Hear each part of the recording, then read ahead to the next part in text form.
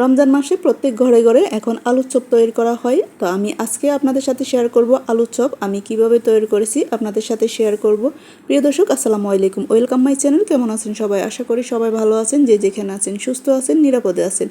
যে যেখান থেকে ভিডিওটি দেখতেছেন শুরুতে একটা লাইক দিয়ে ফুল ভিডিওটি দেখার অনুরোধ রইল। প্রথমে আমি এখানে নিয়ে নিলাম বেসনটা আমি ছেলে নিয়েছি যাতে কোনো দানা দানা ভাব না থাকে, তাই আমি চেলে নিয়েছি। চেষ্টা করবেন চেলে নেওয়ার। এখানে দিয়ে দিলাম স্বাদ মতো লবণ। এখন দিয়ে দিব হাফ টি স্পুনের মতো হলুদের গুঁড়ো, হাফ টি স্পুন দিয়ে দিব মরিচের গুঁড়ো। হলুদ আর মরিচের গুঁড়ো ব্যবহার করলে কালারটা খুব সুন্দর আসে। দিয়ে দিব হাফ টি স্পুনের মতো জিরা আর ধনিয়ার গুঁড়ো। আমি একসাথে ব্লেন্ড করে নিয়েছি। এখন ভালোভাবে আমি একটু মিক্সড করে নিব।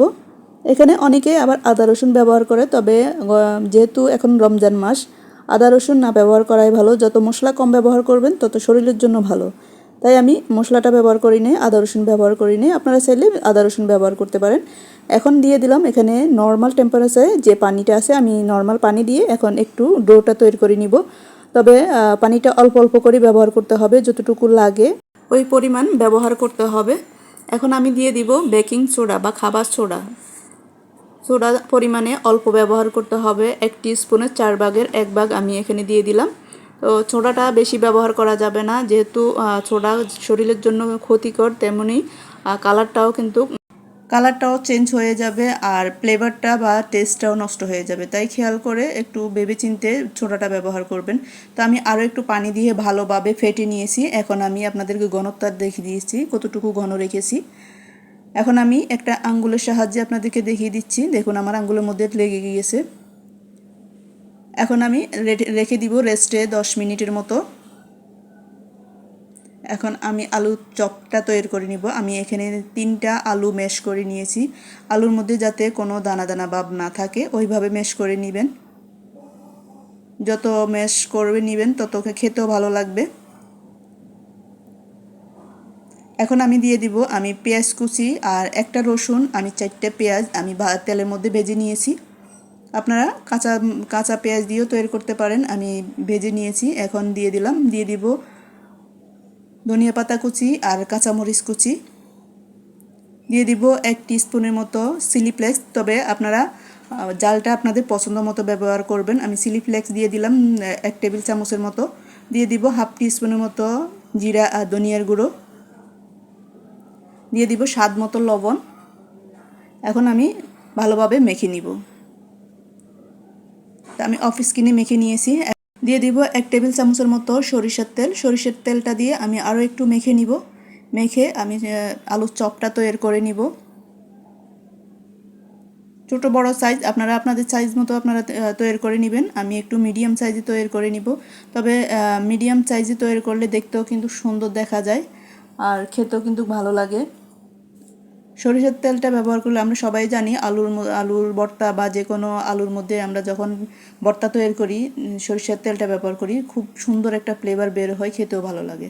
তো আমি এই সাইজে চপগুলো তৈরি করে নিব। এক এক করে সবগুলো তৈরি করে নিব। আপনারা দুই হাতের সাহায্যেও তৈরি করে নিতে পারেন। আমি এক হাতের সাহায্যে তৈরি করে নিব। চপগুলো আমার সবগুলো তৈরি করা হয়ে গেল। এখন আমি চুলায় চলে যাব। দেখুন কত সুন্দর হয়েছে, কালারটাও সুন্দর হয়েছে আর খেতেও কিন্তু অনেক ভালো হয়েছে। তো আশা করি আপনাদেরও ভালো লাগবে এই রেসিপিটি। আমার চপগুলো তৈরি হয়ে গেল। এখন আমি চুলায় চলে যাব।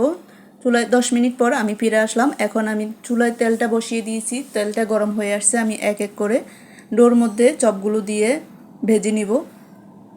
তেলটা গরম অবস্থায় দিতে হবে, তাহলে সুন্দরভাবে ফুলবে। দেখুন কি সুন্দরভাবে ফুলে উঠছে। আমি এক এক করে সবগুলো দিয়ে দিব। এইভাবে সবগুলো দিয়ে এক এক করে উল্টিয়ে পাল্টিয়ে ভেজে আমি নামিয়ে নিব। আলুর চপটা ম্যাক্সিমাম ঘরে ঘরে কিন্তু পছন্দ করে, বা রমজান ছাড়াও কিন্তু অনেকেই পছন্দ করে সন্ধ্যার নাস্তা হিসেবে। ছোট বড় সবাই, বিশেষ করে বাচ্চারা তো বেশি পছন্দ করে এই আলুর চপটি।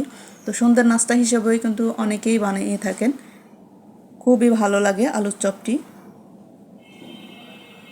আমার এক সাইড হয়ে গেল। এখন আমি উল্টিয়ে পাল্টিয়ে ভালোভাবে ভেজে নিব। কালারটা দেখুন কত সুন্দর এসেছে।